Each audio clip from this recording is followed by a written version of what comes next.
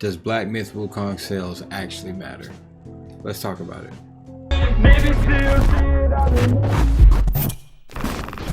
Black Myth Wukong is just a damn good game. It's not revolutionizing game design or reinventing the wheel. It's just delivering a high...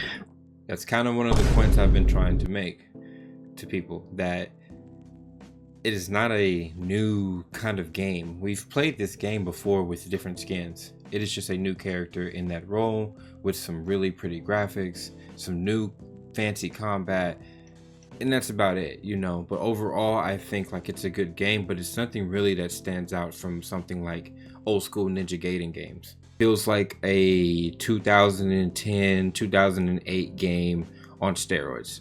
The game is exactly what many others have That's why I said, don't want a to miss boss anything. gauntlet. You explore areas and fight enemies, discover secrets, take on side quests, but ultimately...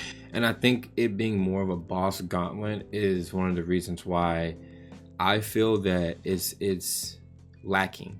I want the ability to be able to go wherever I want to go, do side missions, come back, do that kind of thing. And not that there isn't that in this game, but it's just not on a scale of something of an Elden Ring or a Ghost of Tsushima, or hell, even Spider-Man. Something like that, that is just, it's free. It lets you roam. It lets you explore the world that, I mean, it's so pretty. You know, you want to go places, and you're a monkey and you can't climb things. So that's the kind of, it's a suffocating feeling for me. you are fighting a boss every few minutes because the game just has that many of them. I think that's one of the reasons why like this game has been very successful, like at least on Twitch too. That watching boss fights is more interesting than watching people clear trash. Like comparatively, like Elden Ring DLC had a lot of boss fights, which is what made it really popular. So it's like this is kind of a stream focused thing, but I think it's one of the reasons why Black Myth Wukong has been very popular on Twitch. It's more fun to play. Oh, I don't know about that. I mean, for me, I thought it was really fun to play. I love open world games. I do. Like, you guys know this, like, you know, Wuthering Wave. And that's what I've been saying. Somebody asked him, it's more fun to play. And he said, I don't know about that, comparing it to Elden Ring. It's just because something sells more does not mean it is actually better. This game has sold, I think, 14 million copies in the first 3 days it was out or something. People are taking that number as if it is because of how good it is. I'm like, that's just the anticipation of how long this game has been in the making and coming out, that people are rushing to it. Doesn't mean it's actually better. Bill Russell has 11 rings, LeBron has 4, but it's like, obviously you can tell who's better. You know what I mean? It's one of those things, and I think that's one of the things that we've kind of lost in at least the gaming society, that it's like people are taking inflated numbers. It's not inflated, it's real numbers, but big numbers, and taking it and saying, hey, this game has done this in this amount of time, it must be the greatest game of all time. It must be better than Elden Ring. It must be better than, you know, and I'm just like, let's look at the top 10 selling games of all time. Minecraft has sold 300,000 copies. Elden Ring is better than this, and it's sold 22 million copies total.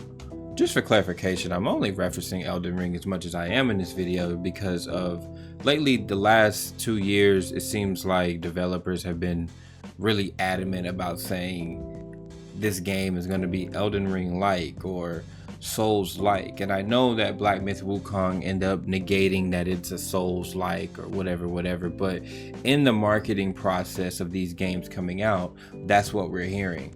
And then as a player, as a consumer, I just came off of an Elden Ring run in the base game and DLC, and I just see that there is so much more to offer as a player in Elden Ring versus Black Myth Wukong. You know, it's like, I mean, just the way you go and fight Plaxidus in Elden Ring is mind-blowing to me.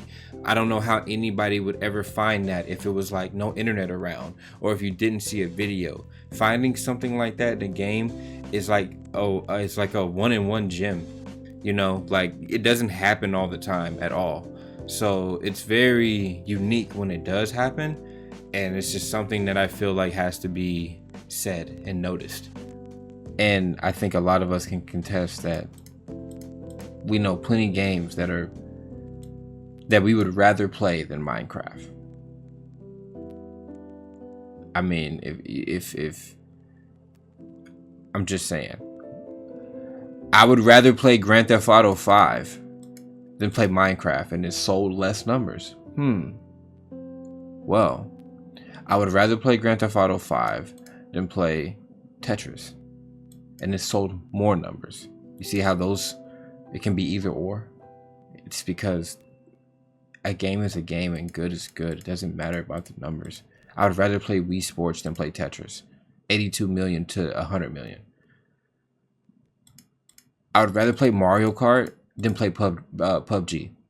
And it sold 71 million over PUBG's 75 million. I would rather play Red Dead Redemption 2 over everything on this list. And it sold 65 million. That is just my point, guys. Also, one other thing that I feel like that has just been a reoccurring trend in the gaming community is hyping up every new drop that comes out and then forgetting about it months later, but everybody forgot about how good it was when it came out. I mean, this literally just happened twice this year with two previous games to Black Myth Wukong.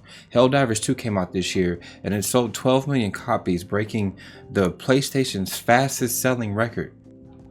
And honestly, 12 million copies breaking PlayStation's fastest selling record is something to be proud about. But at the end of the day, you have to be able to make a game that's going to keep your player base coming back.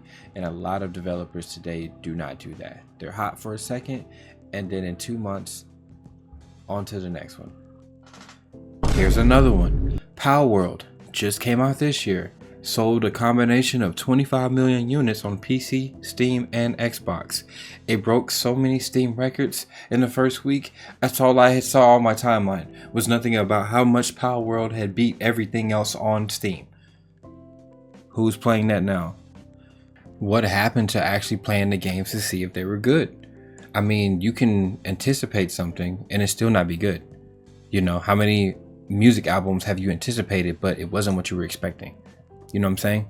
So it's like people rush to these conclusions as if the anticipation guarantees how good a game is. And I don't think that's how it works. I feel like if it was more open and I can go where I want and there was more things to do in between these boss fights, it would be a full, complete game. I feel like this game is like 75% done. And that is just me. That's just me. But I feel like it's like it doesn't have that last little bit of content to it that makes it feel like a complete world. It feels like they're still making the game to me. Like this is a beta testing or something. I want to say this again, that I'm not bashing this game. It's a good game. I'm playing it. I'm enjoying it. I just don't think it's what people are making it seem. That's where I'm at with it. Quick look at this. Somebody said it right there. God of War 2018 is better. And that was like, and I'm playing Ghost of Tsushima right now, and that's how I feel. I literally have all of them right now, like all the like Souls RPG fighting games. I'm playing them all right now. I just beat Shadow Erdtree. I just beat the base game of Elden Ring.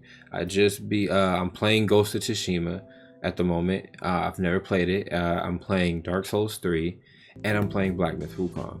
So being in like this rotation of games that I'm playing, I can literally see what's missing in this game, what needs to be added in this game, what's this game is better in it. Like I can see it all. And I've had Black Myth Wukong and Ghost of Tsushima downloaded at the same time, and I literally turn off Black Myth Wukong more to turn on Ghost. I mean, if that's not a sign for me and myself, then I don't know what is. You know what I mean? Like I literally play Black Myth Wukong and I'll be like, I'm itching to play Ghost, and that's an older game. So it's not that it's bad, but it's not that it's good. Let me show you something right here. Here we go. And I'm not gonna say he did sell 10 million records, but Crack Fiends bought 10 million rocks. That don't mean crack is good.